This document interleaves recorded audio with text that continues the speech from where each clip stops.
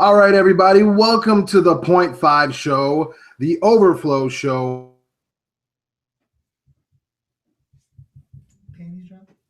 I'm honored and blessed, and I'm very excited to have one of my favorite guests on, reoccurring guest, friend of the show, podcast sister, just bombdiggity.com, Leslie MacFayden of the Interracial Jawn Podcast, extraordinaire, professional walker now. Can we add that to the mix? Can we do that? I think that's very fair. Hired professional walker. All right, hired professional walker. Oh, and you know, there's retired. You're retired. You're just done already. Just one time, you're like, fuck it, I ain't doing no more. Oh no, I'm still thinking about it. I got you.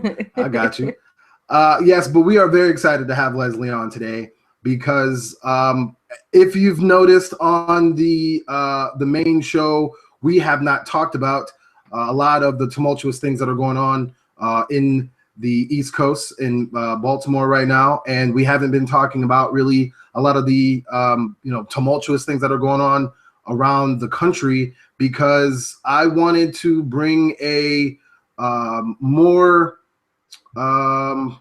expert voice on it, a more nuanced voice, someone that's been there, someone that's involved in something that was big, and obviously was involved in the goings on in Baltimore. So without further ado, Leslie MacFayden, please explain to us first off about, for the YouTube fam, they're going to have to listen to the show on Saturday to hear about Baltimore. But for the YouTube fam, please tell us about March to Justice, what that was all about, and what you did.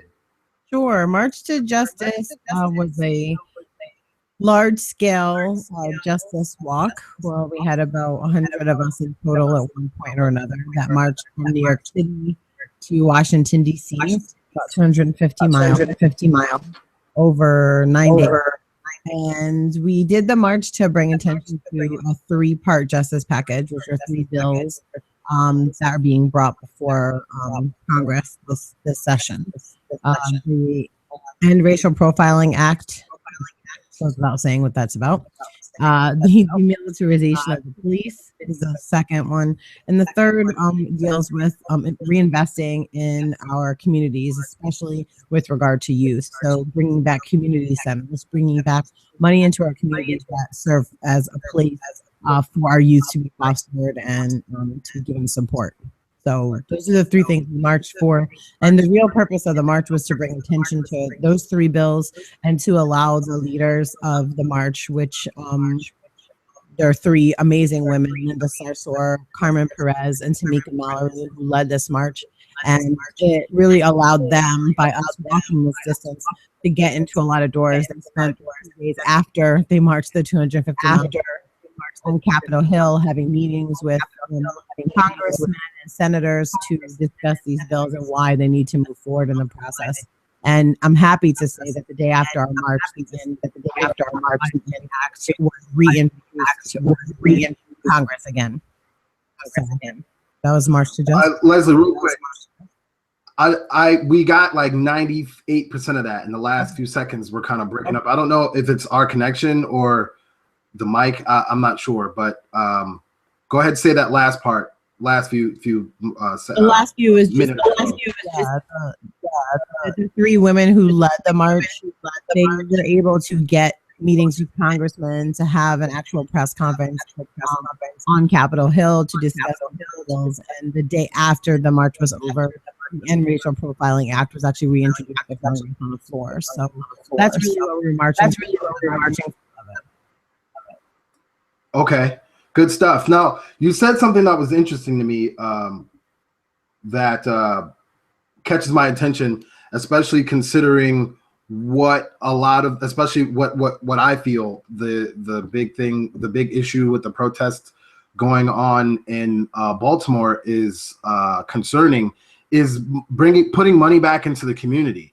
One of my big questions big issues that I always have is, I know that the money isn't in the community, but then I don't know where the money is going. So I kind of fall back on trying to make that argument that, well, I mean, I make it, but I don't know the specific facts on where the money is going. And so since, you know, that was one part of one of the bills that you were working on, do you have a little bit more insight on where the money from the community is going? So, people that are interested in having conversations with people can direct them, or people within the community can be directed to the source of their problem, or the recipients of money that should be theirs. Sure. I would say that obviously, much like our federal budget has a large chunk that goes to our military budgets are much the same.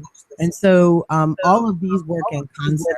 You'll see a city like Baltimore, which has paid out, I think, $6.3 million in settlements for police brutality cases in the last 4 years alone. Imagine what that in the communities that are being terrorized basically by the police department in the city. So it's a lot of things like that where we're putting money into arming people, into giving additional training of things that nobody even needs them to have. Obviously, kickbacks come into play as well. And just talking about where our community investment being needed. And a lot of this has to do with our life, holding them accountable. Well. Got you. You got a question? Not yet. Oh, okay. And so, that was the aftermath of the walk, you going to Washington and meeting with the congressman and getting the bills put into play. What preceded that? In the planning process? Or in the not what preceded it. I'm sorry. What came before that, I should say. Well, I guess, are you asking about how it got planned or the actual walking itself? Well, the walking itself, how you got there. What was that all about?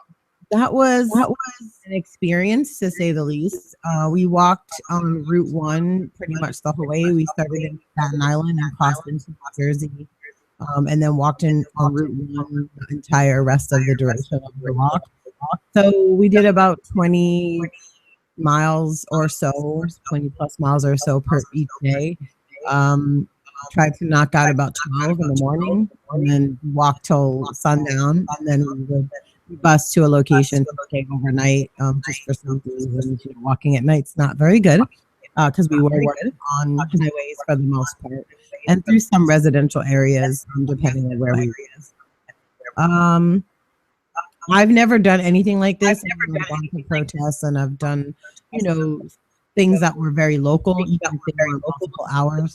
But this level of commitment to moving forward for that long, for that many hours, for that number of days with the same people was really a whole different experience for me. And it was, in some ways totally joyous. We had chants we were doing, and we were really became quite a family. Same room every night. Everybody had together and all those kinds of things. But it also was a really big rude awakening, especially for those of us that live in large cities, about how racist this country really is. Right. Long for, I think it was day one, I think we had like 9 people shouting, get a job at us, and grandmothers flipping us off, and people calling us a word, and trucks blowing smoke on us as they were going by purposefully. They got rolling cold. Yeah, rolling cold. We got that a couple times. That's some bullshit. Where's my soundboard? Uh-oh, soundboard. Hold on. I'm not prepared. You're ruining it if you I know. Hold on. You gotta yeah. And then just walking through hostile territory that you could tell that we were not really wanted, despite the fact that we literally were just walking. There was no activity whatsoever. But it was apparently. There were a few dicey moments. There was one bridge in Maryland that we had been told, because of course you notify people in advance you're coming through, and a lot of these, especially the police officers, incredibly good at the took our safety seriously. They gave us police escorts through their entire municipality, and shut down roads for us to make sure that we were safe. concerned about it. I always like to mention that because a lot of people like to make it seem anti-police when it's not what it's about. So I mentioned that because it was stark to go from police that was really good job, that really wasn't. See, Right. concern some municipalities would have for our safety, and just say, whatever you're doing, but you can't have a car in front of you. You can't have a nurse's van follow you. You just have to be on your own on the side of a road, a foot long shoulder on a almost like a 2-lane highway type of situation. Literally. Wow. Where was that at? That was right when we crossed into Pennsylvania. So we went from Trenton across. So Pennsylvania was acting ass. Across Pennsylvania, dark, especially Jersey. Generally, we had pretty decent police officers following us. Like I said, they'd give us escorts and they'd wait until they passed the municipality, and that was very trip. So we kind of got used to that, and it was really jarring to see the difference. So I hope those who are listening and watching or whatever can kind of pick out what you're saying. You're breaking in and out. I don't know if it's like your mic or your mic placement. Call back in. Maybe it's the. Maybe we'll try that. Okay, let's do that. I'm gonna hang up. Okay. Well, don't pause it because we're live. So, how are you? I needed Jeopardy music, but in the meantime, I guess what we'll do is we'll play some sound clips. I'm back. Oh, she's back. Do I sound better now?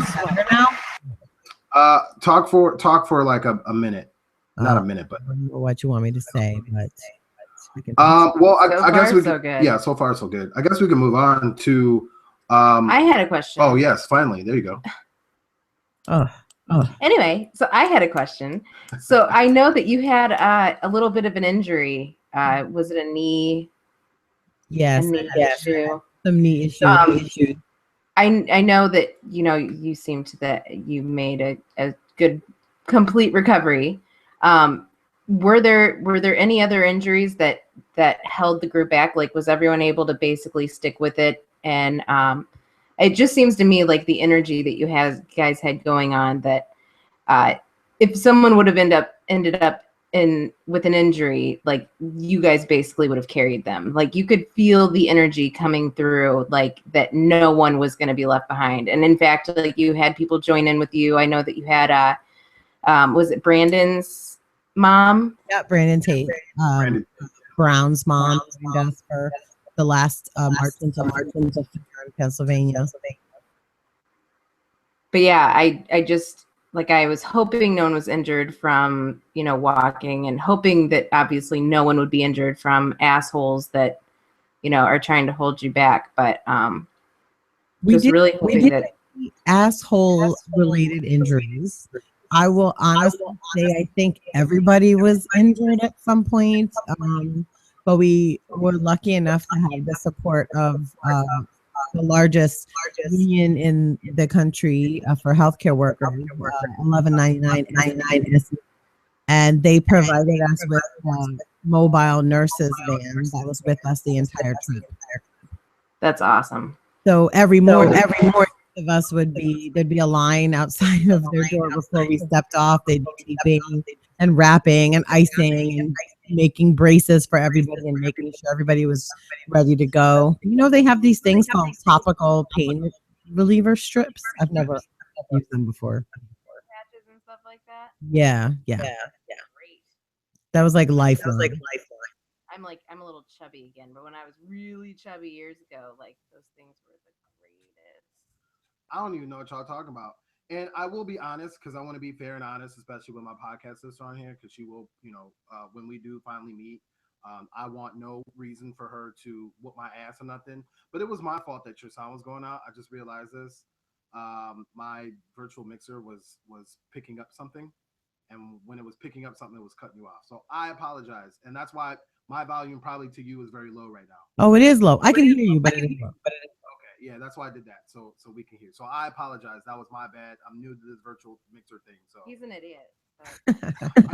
I got ready in time. I just didn't have. Yeah, you would be so proud of us. Yeah. We got Lucy to bed. We bed. had everything set up. We were sitting at 9:30. We looked at each other and gave each other a high five. Right. We were so proud of us. I am very proud.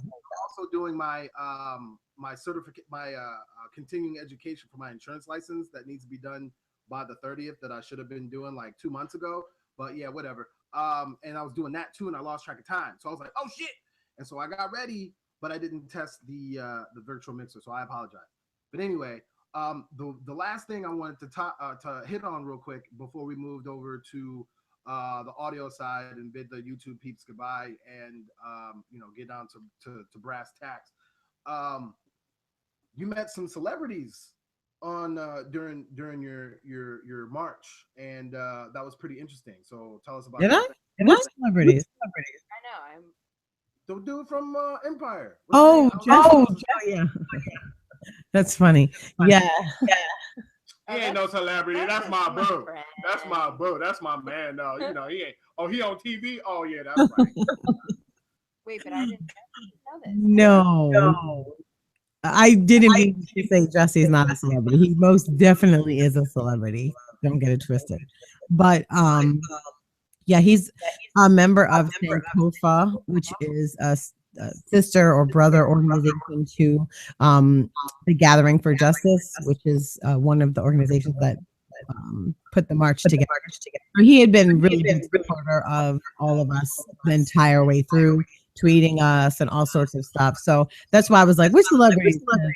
It's not that I didn't think of him as such, but he'd already been so kind of involved. He marched with us the entire last day, and he stayed and actually was on Capitol Hill with Carmen and Tamika and Linda the 2 days afterwards. Just a great guy, and he's just really nice and very knowledgeable about all this stuff and very active in social justice himself. So yeah, I didn't realize because I'm still figuring out Twitter. Oh, that's where you figured it out?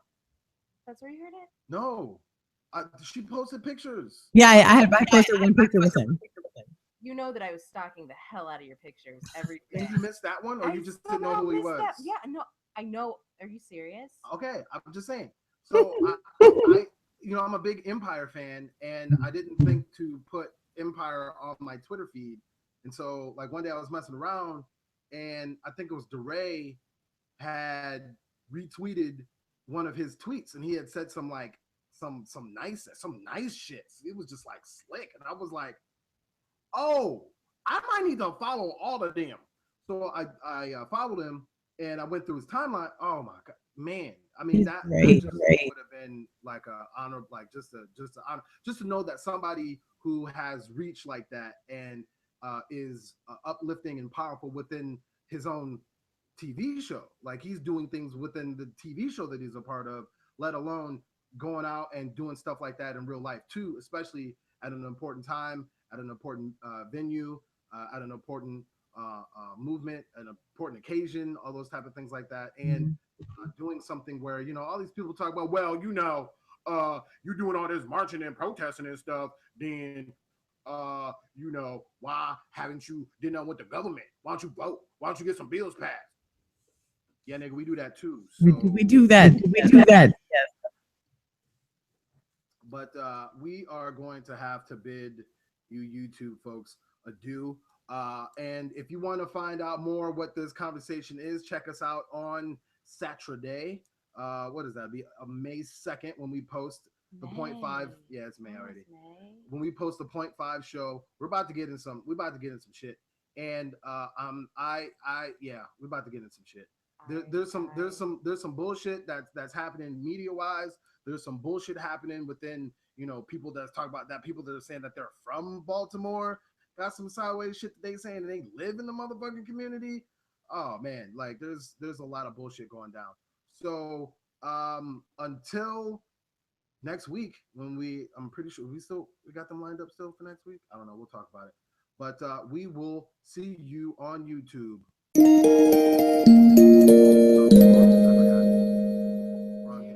little sad bye.